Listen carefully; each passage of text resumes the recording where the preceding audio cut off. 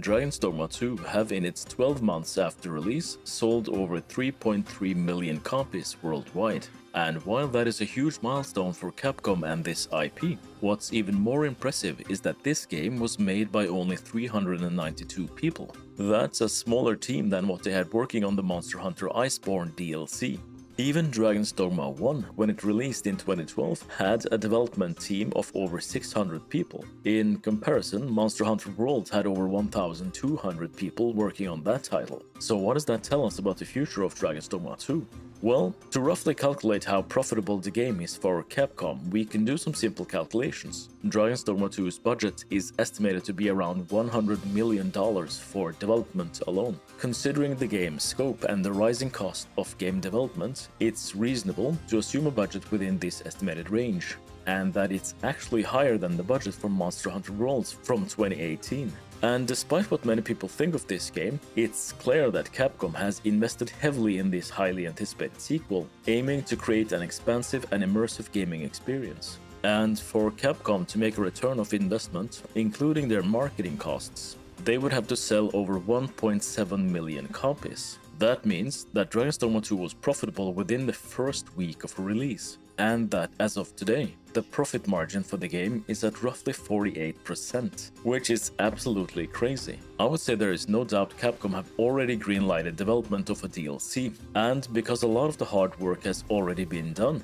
mechanics are in place and assets can be reused. It should be even easier for Capcom to make a return of investment, even if only a third of the player base return for the DLC. So the question isn't really if we are going to get a DLC for Dragon's Dogma 2, but when. The original Dragon's Dogma was released on the 22nd of May back in 2012, and a DLC for the game was announced after only 4 months on the 21st of September. Dark Arisen was then released on the 23rd of April the next year, only 11 months after the main game, with the 1-year anniversary of Dragon's Dogma 2 in just 5 days.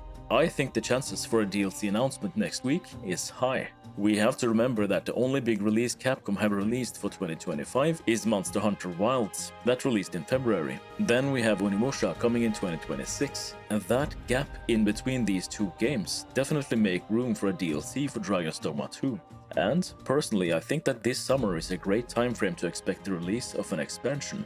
But let's talk about why an expansion is so important for Dragon's Dogma 2 and what we can expect from an upcoming DLC. I think one of the most important additions to the game at this point is a proper hard mode. Although we have many mods that fixes this and even improves the enemy encounters in the game, a major part of the community are on console. And it's important that this gets included for a proper endgame experience, which is not really there right now.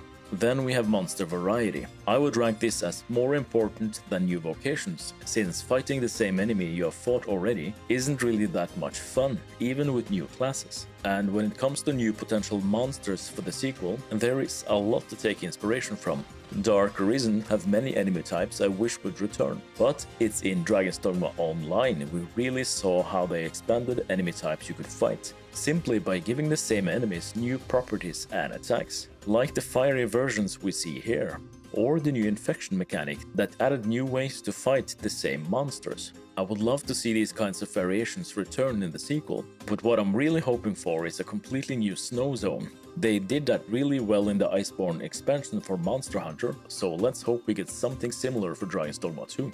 When it comes to new vocations, I think the community pretty much agree that some sort of monk, spell sword and katana wielding class would fill those roles we are missing in the current lineup. Seeing as we already have modding tools that let us create new vocations like these, I would hope it's possible for Capcom to do the same. And what's interesting is that after the big patch in September, the modding community finally got some breathing room to understand the game's coding. So while updates are good, a lack of them also give modders time to create more advanced mods for the game. We can now customize hired pawns and give new attacks to enemies, as well as importing weapon models from other games like seen here. These non-replacer weapons are imported from Black Myth Wukong. But one of the most promising mods released lately is by far this new content editor. With it, we can create custom items, armors and weapons, but also new events and weather types. New quests, AI and NPC data is still a work in progress, But when this is up and running, it has the potential to solve many of the problems the game currently struggles with. But yeah, next week is gonna be big for Dogma fans. Let's hope we get something good, and I'll see you guys in the next one.